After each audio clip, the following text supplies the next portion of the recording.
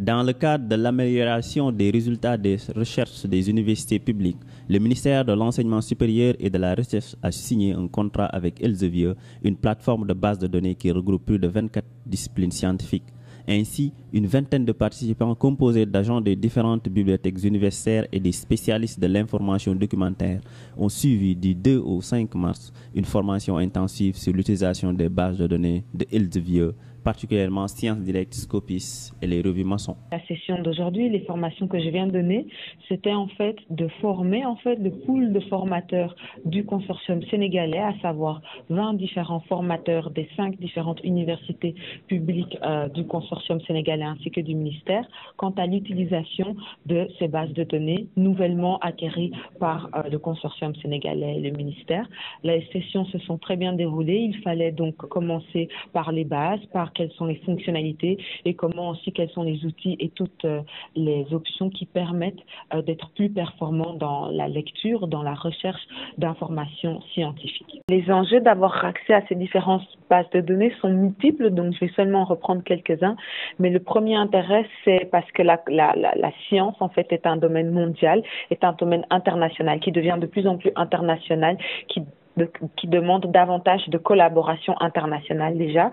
Et donc, il est important d'avoir accès à ces bases de données. Pourquoi? Parce qu'elles sont en ligne. Donc, maintenant, de nos jours, tout le monde a accès à cette information. Disons que cette information est disponible pour tout le monde.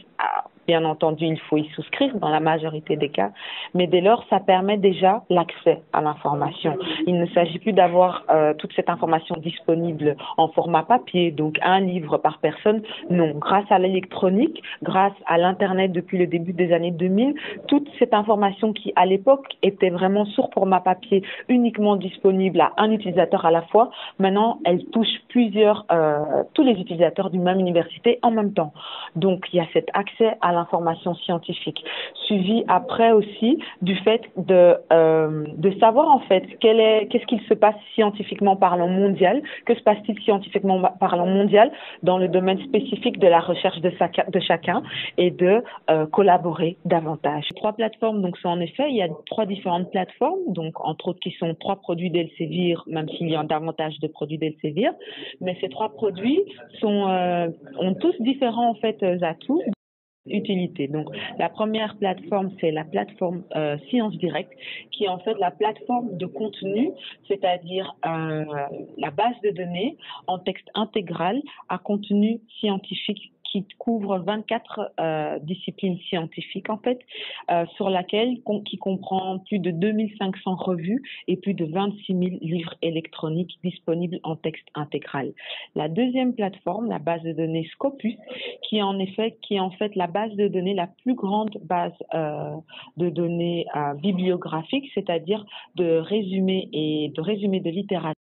de littérature scientifique et de citations dont le contenu indexé provient de 5000 éditeurs. Donc, c'est un contenu mondial et un contenu aussi contrôlé. Ça, c'est pour Scopus, qui nous permet donc d'avoir un œil sur la recherche mondiale. Parce qu'avec 5000 éditeurs, un contenu indexé provenant de 5000 éditeurs, ça permet vraiment d'avoir une vue mondiale, une vue mondiale de l'état, de la situation des différents sujets scientifiques et de visualiser également cette information. Et puis il y a Mendeley qui est en fait un gestionnaire de référence en fait, et que c'est pas seulement un gestionnaire de référence, c'est également un outil qui permet la collaboration et qui permet d'être connecté à la communauté scientifique. L'accès à ces plateformes permettra aux enseignants-chercheurs sénégalais d'améliorer considérablement les résultats de leurs recherches, en même temps de suivre l'évolution de l'actualité de la recherche scientifique sur le plan international. Nous verrons avec toujours la consultante s'il faut à un moment prendre en charge tout, même si dans le contrat il y a des termes qui sont définis, mais je pense que ce serait toujours bon qu'au niveau du ministère que des efforts supplémentaires soient faits pour qu'elle revienne encore selon son agenda pour renforcer cette formation-là. Parce que je pense que si nous travaillons de telle sorte qu'on a un groupe qui maîtrise tout ce qui est fait, c'est vraiment, ça sera au bénéfice des utilisateurs surtout. Parce que, comme je l'ai dit, moi en tout cas, mon objectif est que les gens puissent saisir toutes les opportunités que nous offrent les bases de données Sciences Directes et Scopus. Pour les bénéficiaires venus des 5 universités publiques sénégalaises et de l'école polytechnique de Thiès, c'est une grande opportunité de participer à une telle formation, car nous sommes dans un monde de globalisation, d'où la nécessité d'avoir accès à ces bases de données qui représentent plus de 26% de l'information scientifique à travers le monde. Cette formation nous est utile dans la mesure où elle va renforcer notre compétence en matière de bibliothéconomique. Et en plus, cela nous permettra d'être à jour. La bibliothéconomie n'a de cesse de progresser, comme toutes les sciences, avec cette aide de la mondialisation. Une formation continue est une nécessité. Au retour de notre université, il s'agira de remercier les autorités d'abord, notre directeur, notamment M. Malamine Diouf. Ensuite, d'inciter les autres à mieux participer au séminaire et d'inviter les étudiants à mieux fréquenter les bibliothèques universitaires pour augmenter leurs connaissances dans toutes les disciplines.